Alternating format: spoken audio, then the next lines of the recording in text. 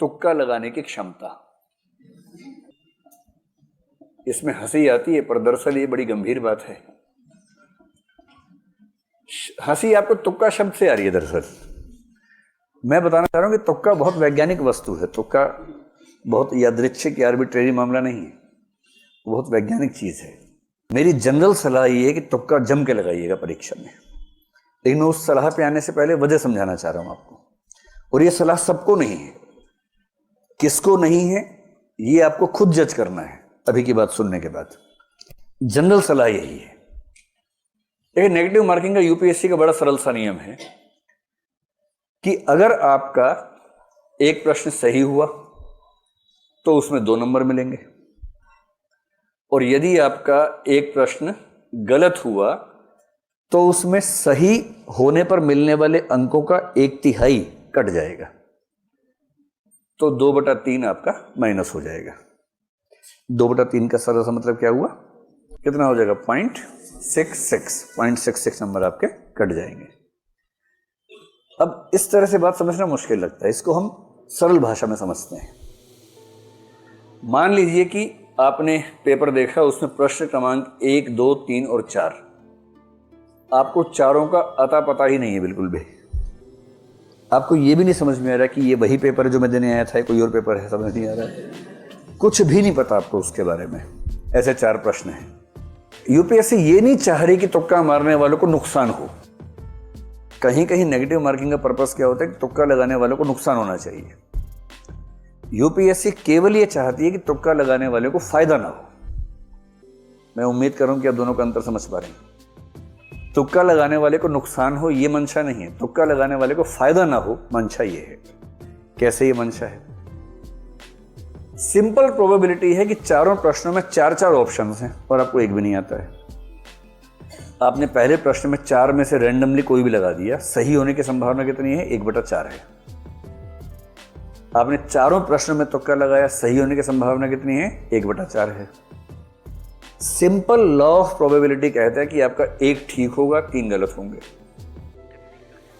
1 ठीक होने से 2 नंबर मिलेगा, 3 गलत होने से 2 नंबर कटेंगे, और इसका मतलब है कि आप 0 के 0 हैं। अगर आपने 4 प्रश्नों में तुक्के लगाए तो स्कोर आपका 0 ही रह जाएगा। इसलिए इन्होंने जो नेगेटिव मार्किंग की कसौटी रखी है कि 3 गलत प्रश्नों पर उतने ही नंबर कटेंगे जितना 1 सही होने पर कटते हैं, इसके पीछे का आर्गुमेंट ये है। इसका सरल सा निष्कर्ष है कि तुक्का लगाने से फायदा हो ना हो, नुकसान तो नहीं होता है। एक निष्कर्ष निकलता है ये वाला, नुकसान तो हो ही नहीं रहा इससे। अब भगवान करे कि मान लीजिए कोई तुक्का लगा, 2 ठीक हो जाए बाई चांस, सोच के देखिए। अगर ऐसा हो जाए, मान लीजिए अगर ऐसा हो जाए, 2 सही होने पर इसको 4 नंबर मिल गए, मिले ना, जबकि 2 गलत होने पर इसका जो कटा है वो केवल 1.33 कटा है। और इसका मतलब यह हुआ कि अब ये बराबर नहीं है, अब इसको 2.67 मार्क्स का शुद्ध लाभ मिला है, केवल इस वजह से कि इसने 4 में से 2 तुक्के सही कर दिए। आप मेरी बात समझ गए? और यदि कोई तुक्के में इतना माहिर है कि 4 में 3 ठीक कर दिए उसने, 6 नंबर मिले, नुकसान कितना का हुआ, केवल 1 गलत, 0.66, 5.34 का उसको शुद्ध लाभ मिला। और असली बात यह है कि अगर आपको प्रीलिम्स क्वालिफाई करने के लिए 56 प्रश्न करने हैं, मेरी समझ में यूपीएससी देने वाले 5 लाख लोगों में से मैक्सिमम 5 ऐसे होंगे, या बहुत मानूंगा तो मान लूंगा 20-30 ऐसे होंगे जो बिना कोई प्रश्न गलत किए 56 ठीक कर सकते होंगे। इस एग्जाम की नेचर, मतलब अगर आपने एग्जाम दिया है या कम से कम मॉक टेस्ट ठीक से दिया है तो आप समझ सकते हैं।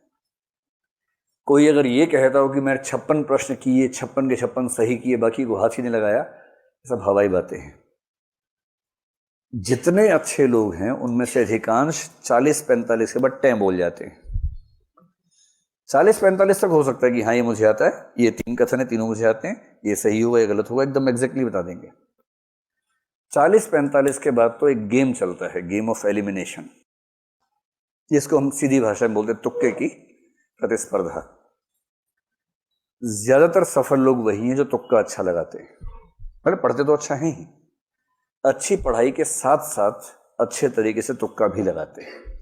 तुक्का कैसे लगता है उसको समझे। तुक्का शब्द थोड़ा हास्यास्पद है, उसके पीछे की जो गणितीय विधि है हमें वो समझने की जरूरत है। अब अपने 56 की 112 है।